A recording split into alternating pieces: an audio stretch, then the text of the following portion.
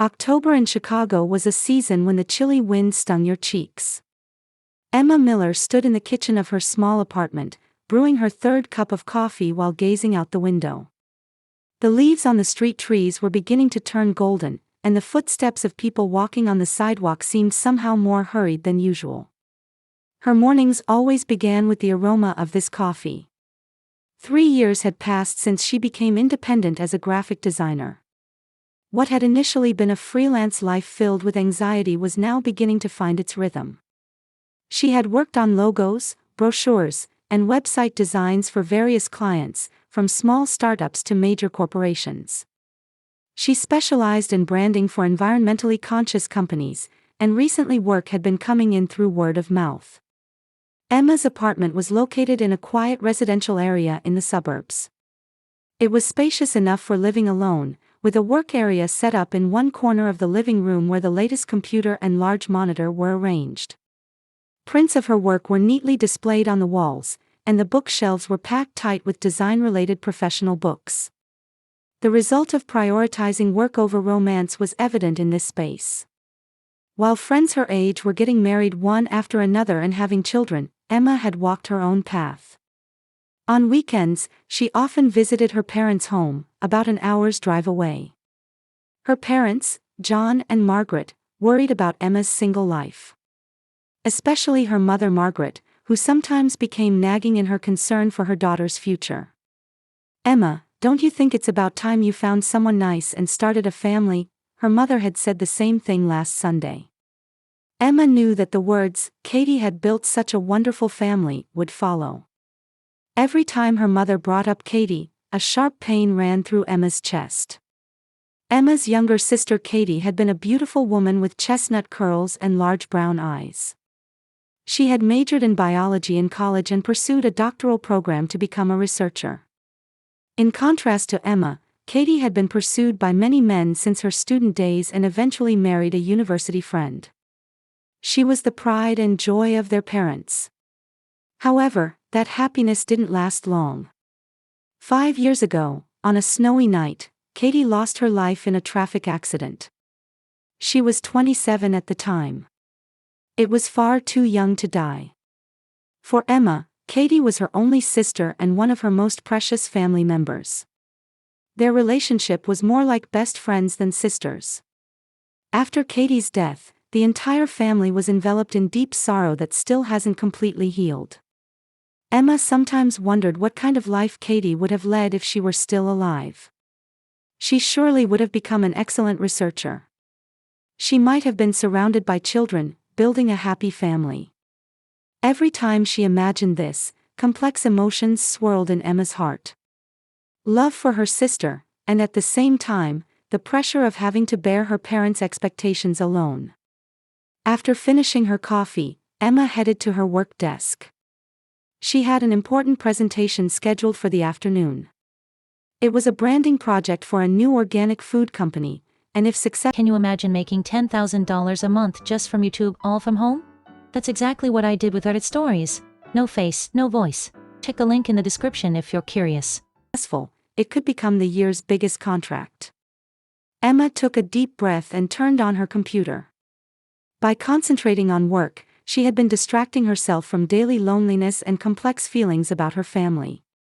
Monday morning began as usual with the cheerful sound of the coffee maker.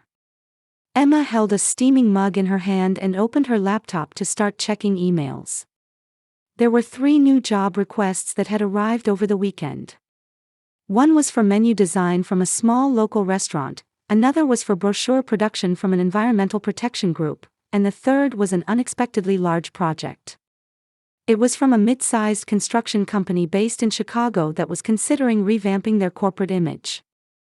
Emma carefully reread each request while sipping her coffee. The construction company project was large in scale, and if successful, it would significantly impact her future work. She wrote the schedule in her planner and decided on priorities. She had learned over these 3 years that such systematic work was the secret to success as a freelancer. In the morning, she concentrated on the restaurant's menu design. What the client wanted was a design that conveyed both the warmth of a family-run business and a sophisticated impression. Emma redrew sketches many times, adjusting colors and fonts. She became so absorbed in her work that she forgot about lunch, and before she knew it, it was past 2 in the afternoon. She hurriedly made a simple sandwich and began preparing for the online meeting scheduled for 3 o'clock. The other party was a representative from an environmental protection group, and they were scheduled to discuss brochure production for a global warming prevention campaign to be held next month. For Emma, work related to environmental issues held special meaning. During her lifetime, Katie had passionately spoken about the importance of environmental protection through her biological research. About 30 minutes into the meeting, Emma's cell phone rang. An unfamiliar number appeared on the screen. Since she was in a meeting, Emma ignored the call and continued the discussion. However, the same number kept calling repeatedly after that. 5 calls came in 5-minute intervals, for a total of 4 times. "I'm sorry," Emma apologized to her meeting partner. "This might be an emergency, so could I have a moment?" The other party showed understanding, and Emma temporarily suspended the meeting. However, the moment she tried to answer the phone, the incoming call stopped. Emma tilted her head in confusion and returned to the meeting. The representative from the Environmental Protection Group was a kind woman who explained the brochure concept in detail. She wanted a design that balanced the beauty of nature with human responsibility. The meeting ended after 4 o'clock in the afternoon. Emma immediately checked her call history and called back the unknown number. However, only the ringing tone continued, and no one answered. There was no connection to voicemail service either, and Emma hung up with suspicion. Even into the evening, there were no more calls from that number. Emma began researching the construction company project. Looking at the company's website, she found it was a historic company with 50 years of establishment that had recently been focusing on environmentally conscious construction technology. This looked like it would be an interesting project, Emma thought with growing expectations. Around 6 o'clock, while making a simple dinner, Emma reflected on the day's events. The mysterious phone calls bothered her, but she concluded they were probably wrong numbers. Working as a freelancer, she received contacts from various people, and sometimes there were wrong numbers. After dinner, Emma decided to check her answering machine. She rarely used the answering machine function on her old landline phone, but perhaps there was an important message. When she pressed the button, a mechanical voice played. "You have one message." Emma listened with interest. "This is the Chicago Police Department. Is this Ms. Emma Miller? We have an urgent matter that requires your phone call. We're sorry to bother you when you're busy, but please contact us as soon as possible. The number is..." Emma's hands trembled. A call from the police. Surely there must be some mistake. She hadn't done anything that violated the law. She had no memory of traffic violations, and recently she hadn't even had a parking ticket. Or had something happened to her parents? Anxiety suddenly gripped her heart. Emma hurriedly took notes while listening to the message again. It was definitely from the Chicago Police Department, and they had called her name. When she checked the number, it was the same number that had called multiple times in the afternoon. With trembling hands, Emma called the police station. After several rings, a woman's voice answered. "Chicago Police Department. This is Emma Miller. I believe you left a voicemail, so I'm calling you back. Please hold a moment." After some silence, it switched to another woman's voice. "Ms. Miller, thank you for calling. Actually, we have an important matter we need to inform you about." Emma's heartbeat quickened. "What happened?" "We have your 3-year-old son in our custody. Could you come to pick him up?" Emma doubted her ears for a moment. "I'm sorry, what did you say?" "We have your son, a 3-year-old boy, in our custody. Your name and contact information were listed as the emergency contact." "But I don't have any children," Emma's voice was filled with confusion. "Isn't there some mistake?" There was silence on the other end of the phone for a while. "Ms. Miller, could you please come here once? We'll explain the detailed situation. The child also seems to want to meet you. Emma's mind was in chaos. She was certain she had no children. However, it was hard to believe the police would make such a mistake. What on earth was happening? I understand. I'll come right away, Emma answered. Which police station is it? After confirming the address, Emma hurriedly got ready. While putting on her coat and grabbing her car keys, her mind raced through various possibilities. Had someone used her name falsely? Or had she been mistaken for another person with the same name? While driving through Chicago's night streets, Emma was enveloped in anxiety and confusion.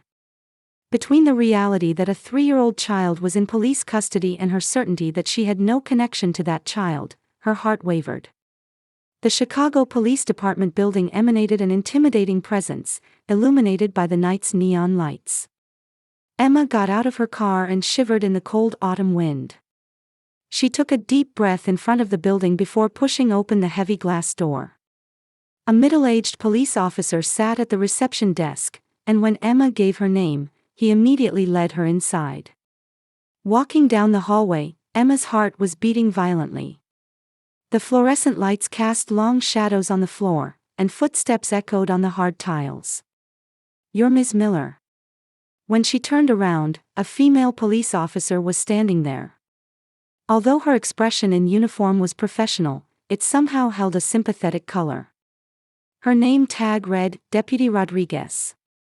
"Yes, I'm Emma Miller. I came regarding the matter we discussed on the phone. Thank you for coming. First, let me briefly explain the situation. Please come this way." Deputy Rodriguez led Emma to a small conference room. Chairs were placed facing each other at the table, and posters about regional safety were posted on the walls. When they sat down, the deputy opened a file. "Around 2 o'clock this afternoon, we received a report from a neighborhood resident. They said a 3-year-old boy was wandering alone in a residential area. When we responded, we indeed found a small boy walking around crying." Emma listened silently. She still couldn't understand the situation. The boy showed symptoms of malnutrition and had multiple bruises on his body. He was immediately taken to the hospital for examination. Fortunately, his life isn't in danger, but he clearly hadn't been receiving proper care. "That's terrible, but," Emma said in confusion, "I don't understand my relationship to that child." Deputy Rodriguez took out a small plastic bag. Inside was a small silver locket. The child was clutching this locket. "When we opened it, we found a piece of paper inside with your name and contact information written on it." Emma stared at the locket. It was old silver with a small rose pattern engraved on the surface. She felt like she had seen it somewhere before, but couldn't remember. "Could I see that paper?" The deputy took out a small piece of paper. Emma's name, phone number, and address were indeed written in careful handwriting. However, the handwriting wasn't hers. "This isn't my handwriting. I don't know who wrote it either. Ms. Miller, please meet the child once. You might understand something." Emma nodded. She had no other choice. The two walked down the hallway toward another room. The room had a plaque that read, "Visiting Room." When Deputy Rodriguez knocked on the door, a woman's voice from inside said, "Come in." "Are you ready?" the deputy confirmed with Emma. Emma took a deep breath. "I'm fine." The door opened. In the center of the room was a small table and chairs, with a female staff member sitting there. And beyond the table, a small boy was standing. Emma gasped. The child was indeed about 3 years old. Chestnut curls danced around his head, and large brown eyes gazed at Emma. A slightly upturned small nose, plump cheeks. His clothes were dirty, but his features were beautiful. However, what shocked Emma wasn't his beauty. "Katie." Emma unconsciously murmured her sister's name. The boy in front of her looked exactly like Katie as a child. As if a photograph had stepped out of an old album. The same chestnut curls, the same large brown eyes, the same facial expressions. The boy looked up at Emma and tried to say something in a small voice. However, he couldn't form words and just continued to gaze at her with his large eyes. "Ms. Miller, is something wrong?" Deputy Rodriguez asked with concern. Emma slowly sat down in a chair. Her legs had lost their strength. This child is. Do you recognize him?" Emma continued to stare at the boy. Since she had looked at photos of Katie at age 3 many times, there was no mistake. This child's features were identical to her sister as a young child. "What's your name?" Emma gently spoke to the boy. The boy was shy at first, but eventually answered in a small voice. "Ryan. Ryan. You must have been scared." The boy nodded. Then he showed Emma the small locket he was holding. "Mama gave me this. It's important." Emma's heart was in violent turmoil. If this child was Katie's child, it would mean Katie had a secret child. However, that was impossible. Katie died in an accident soon after getting married. She had never heard of her being pregnant. "Ryan, where is Mama?" Emma asked in a trembling voice. "Heaven," the boy answered sadly. "She became a star." Tears welled up in Emma's eyes. This child had lost his mother. And for some reason, he looked exactly like Katie. "We asked the adoptive parents about the circumstances," the female staff member explained. "This child's birth mother died several years ago. The adoptive parents said they didn't know the details." Emma stood up and knelt in front of Ryan. She gently held the boy's small hands. "Ryan, don't be afraid.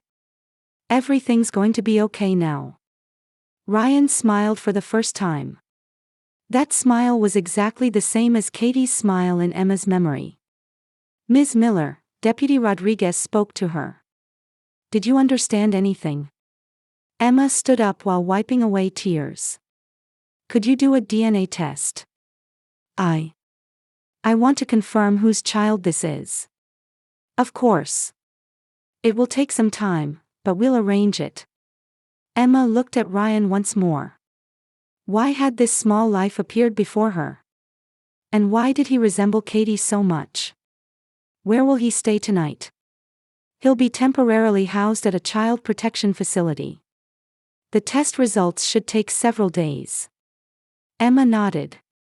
Then she spoke to Ryan once more. "Ryan, I'll come see you again tomorrow, okay? That's a promise." The boy nodded vigorously. When leaving the police station, Emma's heart was in confusion. However, there was one thing she was certain of. There was definitely Katie's shadow in that child. And if this child was Katie's child, she had a responsibility to protect him. In the car, Emma took out her cell phone. She had to contact her parents. She couldn't bear this mysterious event alone. However, before making the call, Emma thought deeply. If Ryan really was Katie's child, why hadn't Katie told anyone about it? The autumn night wind was beating against the car windows. Emma looked up at the sky. Several stars were shining. Just as Ryan had said, Katie might have become a star. And now, she might have entrusted her child to Emma. Emma started the car. While waiting for the DNA test results, she had many things she needed to do. 3 days later in the morning, Emma's cell phone rang. The screen showed the Chicago Police Department's number. Her heart beat violently. "Ms. Miller, this is Deputy Rodriguez. The DNA test results are in. Could you come when you have time?" Emma felt her hands trembling. "I'll come right away." On the way to the police station, Emma considered various possibilities. If Ryan really was Katie's child, it would mean her sister had hidden a secret 5 years ago. However, there was no other explanation. That child's features were exactly like Katie as a young child. When she arrived at the police station, Deputy Rodriguez was waiting. Her expression was serious. "Ms. Miller, please sit down." In the conference room, the deputy opened a file. "The DNA test results confirmed that Ryan is your nephew." Although Emma had expected it, hearing it again took her breath away. "So he's Katie's child?" "Yes. There's no mistake." However, when we investigated the adoption records, a complex situation came to light. The deputy took out another file. Ryan was put up for adoption 3 years ago, when he was just born. According to the adoption papers, the birth mother's name is Katie Miller. Your name is listed as the emergency contact. Emma received the documents. Katie's name was indeed there, and her own contact information was also written.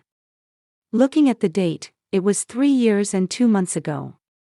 It was during the time when Katie was absorbed in her doctoral research. But Katie was married. Why adoption? We investigated that as well. In the father's column, there's a name, Robert Harris. He appears to be a university professor. Emma's memory came back. Robert Harris. He was Katie's supervising professor. A married man in his mid-40s, and Katie had been writing her doctoral thesis in his laboratory. Also, there's a report about the adoptive parents. The deputy's expression became even more serious. Ryan was taken in by James and Sarah Coleman. Initially, they were evaluated as a loving couple, but the situation deteriorated over the past year or so. Emma swallowed hard as she listened. Sarah Coleman suffered from alcoholism, and James Coleman became violent due to work stress. There were several reports from neighbors, and we had issued warnings. So that's why Ryan was wandering the streets alone. Yes. The Coleman couple are currently under arrest on charges of child abuse. Ryan will never return to them. Emma held her head. She couldn't understand why Katie had made such a decision. "Could I speak with Professor Harris? I'd like to meet him." "Of course. We've already contacted him, and he's prepared to meet with you." That afternoon, Emma visited the university campus. The biology department building where Katie had studied was old brick construction with ivy climbing on it. The autumn afternoon sunlight cast warm shadows on the building. Professor Robert Harris's laboratory was on the 3rd floor. When she knocked on the door, a tired voice said, "Come in." When she entered the room, a man over 50 stood up. His face was pale, with deep dark circles under his eyes. Having received contact from the police, he seemed to already understand the situation. "You're Ms. Emma Miller, Katie's sister." Professor Harris's voice was trembling. "Yes. I came about Ryan." Professor Harris collapsed into his chair. "I'm sorry. I'm truly sorry." He covered his face with his hands. I caused Katie to suffer." Emma sat in the chair across from him. "Please tell me what happened." After a long silence, Professor Harris began to speak. "Katie was an excellent student. Her doctoral research was progressing well, and I was confident she would become a promising researcher. However, despite being married, I fell in love with her." Emma listened silently. At first, it was the relationship between a supervising professor and student. However, we often found ourselves alone together during long research hours, and gradually we began talking about personal matters. I was the one who pursued the relationship. Katie was confused at first, but she became pregnant. Yes. When Katie confessed her pregnancy, I was shaken. Considering my wife and family, it wasn't a relationship I could make public. Katie had to bear that burden alone. Professor Harris's voice became even smaller. She didn't want to give up her path as a researcher. However, she also couldn't have an abortion. For several months, she continued to suffer alone. Emma's heart ached. Just imagining how much Katie had suffered made her chest feel like it would burst. Why did she decide on adoption? Katie said she wanted to entrust the child to a loving family. She said she couldn't provide an adequate environment herself. And Professor Harris choked on his words. She talked about you. About me? Yes. She knew you were suffering from infertility treatments at the time. She really wanted to consult with you. However, she said she didn't want to hurt you. Emma felt tears overflowing. Katie had been considerate of her sister to the very end. Writing your name as the emergency contact was also Katie's will. She said, "If anything happens, please contact Sister Emma." Did Katie ever meet Ryan? Just once. Right after putting him up for adoption, she held him briefly at the hospital. She was crying. She kept saying, "I hope this child will be happy." Emma stood up. She couldn't listen to any more. "Professor Harris, I've already decided to resign from the university. I've also started divorce discussions with my wife.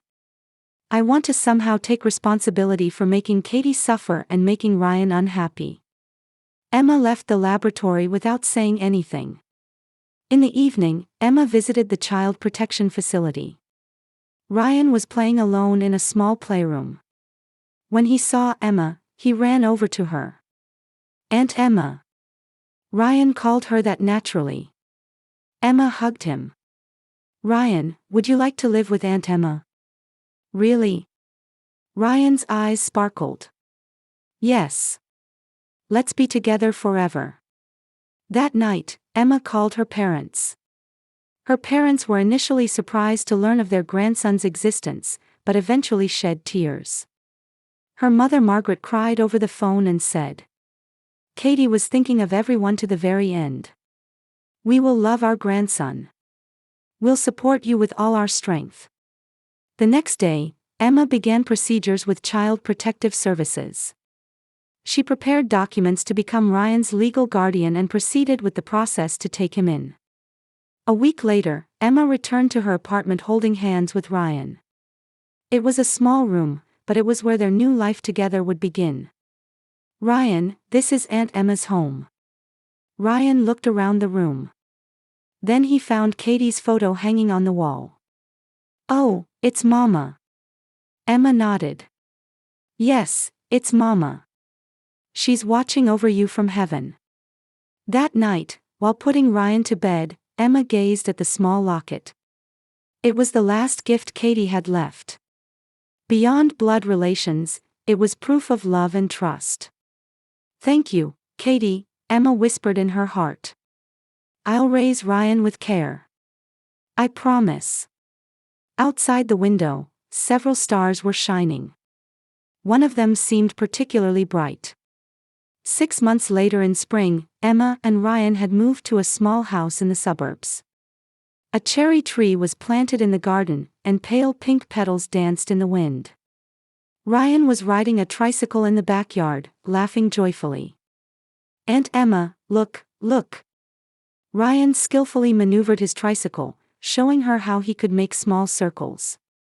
His thin figure from 6 months ago was nowhere to be seen, and his cheeks had regained a healthy, plump redness.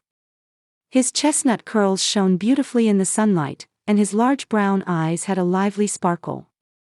"Very good, Ryan." "You're very good," Emma smiled warmly while sitting in a garden chair. In the living room of the new house, a large photo of Katie was displayed. Her sister's smiling figure from the laboratory always watched over Emma and Ryan. Ryan had made it a daily routine to greet the photo every morning, saying, "Good morning, Mama in heaven." Emma's work was also going well. Since taking in Ryan, something had changed within her. The sense of responsibility for family had further heightened her passion for work. Client trust was also strong, and especially for family-oriented branding projects, she could make deep proposals based on real experience. Her parents John and Margaret had also found new purpose in life through their grandson's existence. On weekends, they always came to pick up Ryan and played with him in the park or went to the zoo together. Margaret especially doted on Ryan, saying, "This child looks just like Katie," while making homemade sweets for her grandson. "Aunt Emma, I'm hungry." Ryan got off his tricycle and ran over to Emma. "Well then, shall we have lunch? What would you like to eat today?"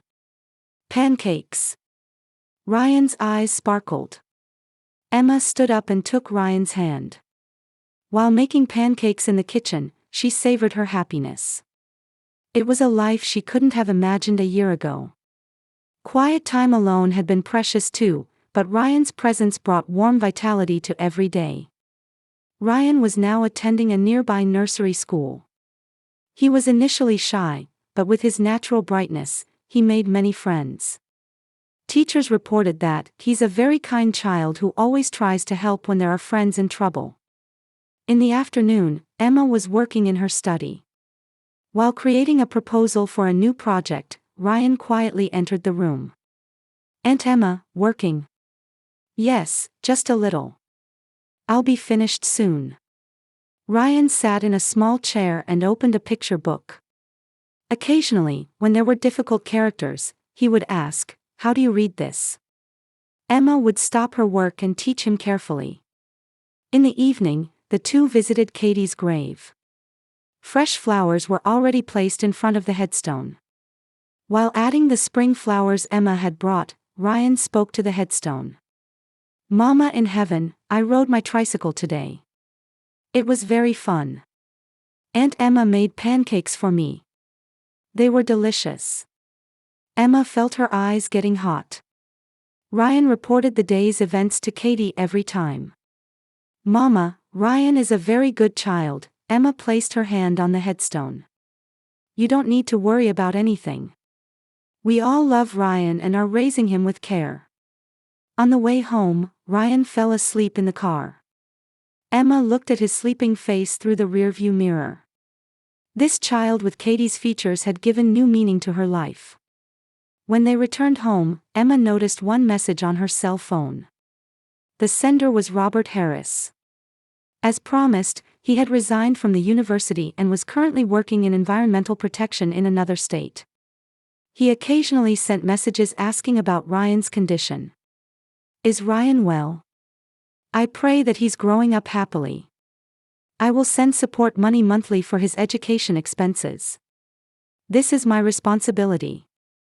Emma replied briefly, "Ryan is well. Thank you for your support." That night, after putting Ryan to bed, Emma sat alone in the living room. While gazing at Katie's photo, she reflected on the past 6 months. She had been anxious at first. The weight of responsibility for raising a 3-year-old child, balancing work, anxiety about the future. However, Ryan's presence had enriched her life. The quietness of time spent alone had been precious, but the warmth of having family was irreplaceable. "Thank you, Katie," Emma whispered in her heart. "I will treasure the last gift you left me for the rest of my life." Outside the window, stars shone in the spring night sky. One of them seemed particularly bright as always. Emma smiled. Katie was always watching over them. And she surely blessed the new life they were walking together with Ryan.